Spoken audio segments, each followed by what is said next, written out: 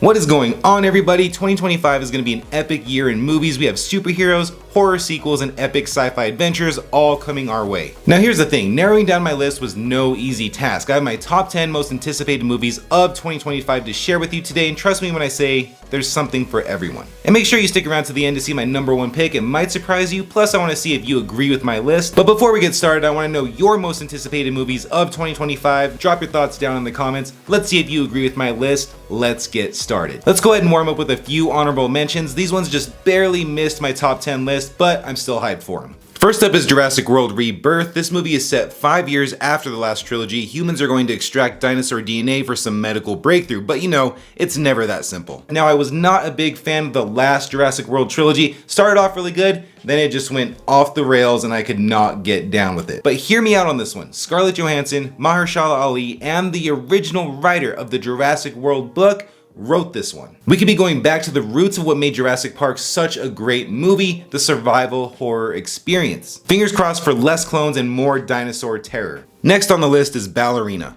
The movie's about a ballerina named Eve who's also a trained assassin who's out for some sweet, sweet revenge for her father's death. John Wick spinoff, Ana de Armas, I'm sold. If this spinoff can just capture the same vibes as the main series, I have no doubt in my mind this is gonna be a banger. Next up is Fantastic Four: First Steps. This is a make or break situation for the MCU. They have not been giving us quality content for a while, or at least it's been hit or miss more so than hits. I am cautiously optimistic for this because the Fantastic Four movies, while enjoyable to a degree, haven't been that good. Now that the MCU actually has the rights to them, let's see what they can do. Alright, now that we're all warmed up, let's move on to the heavy hitters. Starting us off at number 10 is The Monkey. It's about two brothers who find this creepy old monkey toy. Turns out that there's a connection between that and their father disappearing a long time ago. Now this movie has my name written all over it. Stephen King, check. James Wan producing, check. Old creepy monkey toy, double check. If you saw the trailer, you know that it's got this eerie, slow burn vibe to it, very similar to Longlegs. And actually, Osgood Perkins directed that, and he's directing this one as well. This could end up being the surprise horror movie of the year. I can't wait to see how creepy this movie ends up being.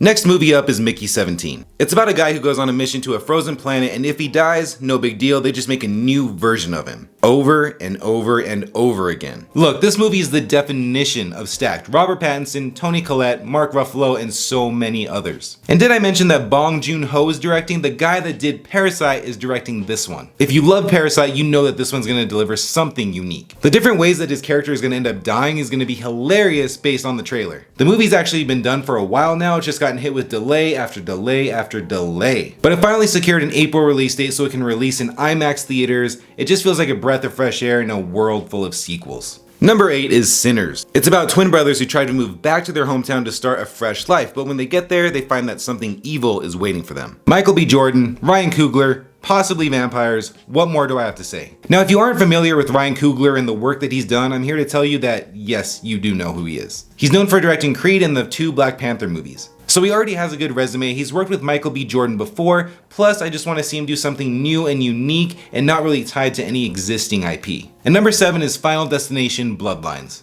It's been way too long since the last Final Destination. I am ready to be scared of everyday things yet again. I wouldn't be surprised if they made us scared of things like pencils or even toilet paper. I mean, to this day, if I'm driving on the highway and I see a truck with logs on the back, I watch that thing pretty close, and I know I'm not alone with that. The fun of this franchise is just how creative and how crazy it can get. Planes, bridges, tanning beds, you name it, they will do it. I can't wait to see what they do with this, how they're gonna scar a new generation. Plus, from what I'm hearing, this new movie isn't gonna follow the same formula as the last movies. What does that mean? I don't know, but we're gonna find out soon. What's the one thing that happened in the Final Destination franchise that freaks you out to this day? Please let me know in the comments. Next, we have The Life of Chuck. It's about this ordinary guy named Chuck and telling his life story, but starting with his death and moving backwards. This movie made the list for one massive reason. The one, the only Mike Flanagan. I think he's one of the best writers in Hollywood at this point, if not the best. If you've seen The Haunting of Hill House or Midnight Mass on Netflix, you're gonna know exactly what I'm talking about. But The Life of Chuck isn't a horror movie at all, it's more of a drama, and it's actually based on a Stephen King short story. If Mike Flanagan makes anything, I'm already there, no questions asked. The movie already premiered at the 2024 Toronto International Film Festival and won the People's Choice Awards. And movies that actually win that award typically do really good at the Academy Awards, so we might have Movie of the Year here. And coming in at number 5 is Mission Impossible: The Final Reckoning. Tom Cruise is an absolute madman. I mean, every single movie in this franchise just gets better and better, and if this is actually his last mission, I can only imagine how they're gonna up the ante in this one. After seeing Dead Reckoning, my expectations for this one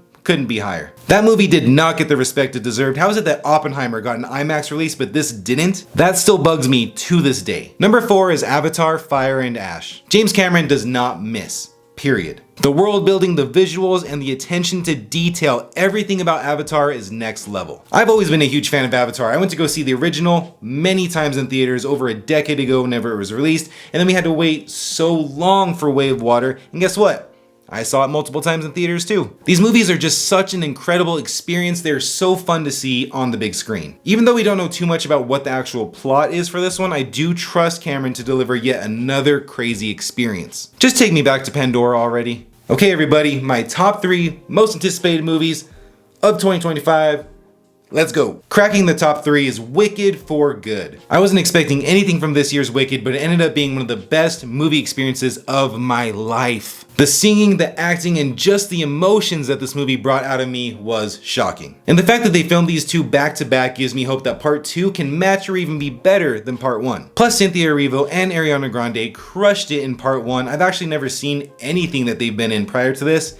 They're pretty good actors. So I'm really excited to see where Elphaba and Glinda's story goes from here in the sequel, but I gotta say, Wicked for Good, awful name, terrible name, but still really excited. And our runner-up is 28 Years Later. It's been decades since this whole virus thing started, and humans and the infected are still fighting it out, and things are still pretty messy. Horror fans, we have been waiting for this one for years, literally. The original 28 Days Later is an absolute classic, and the sequel 28 Weeks Later was just as good. The thing about this one that has me so excited is that it looks just gritty, raw, hopeless, all of those things that made the first 2 so good. It looks like that same vibe is coming back for this one. This movie is the start to a brand new trilogy, and they already filmed the second movie, and it has a release date of January 2026. It seems like this is a very well thought out story from beginning to end, plus it comes out on my birthday, so extra hype. We made it everybody, my most anticipated movie of 2025. You probably saw it coming a mile away.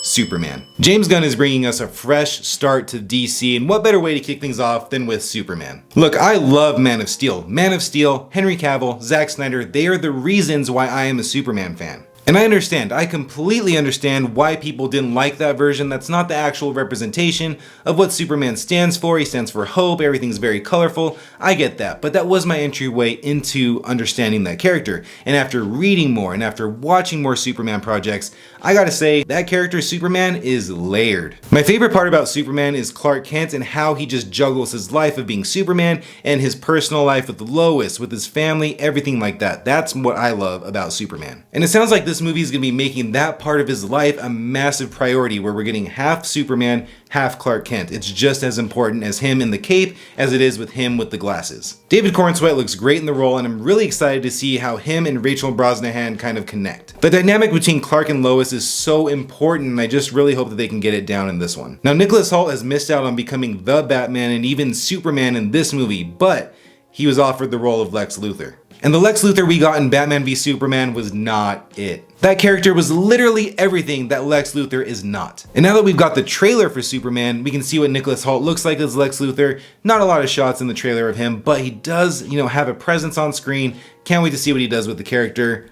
I have hope. Plus we're getting crypto in it, so I'm already there. This movie absolutely has to be a hit, so no pressure, James Gunn, but the entire DC brand is kind of resting on your movie. I asked my community what their most anticipated movie of 2025 was, and by a landslide, you all picked 28 Years Later, which is very surprising to me. I just didn't think that franchise was as big as it is, but I am happy to see that because like I'm always saying on my channel, horror has never been better than it is today. But what do you all think? Do you agree with my list? Did I miss any movies that you're looking forward to? Let me know in the comments. I can't wait to talk to you all about these movies in 2025, so if you enjoyed the video and want more content just like this, make sure you hit that subscribe button for movie news, reviews, rankings, recaps, and so much more.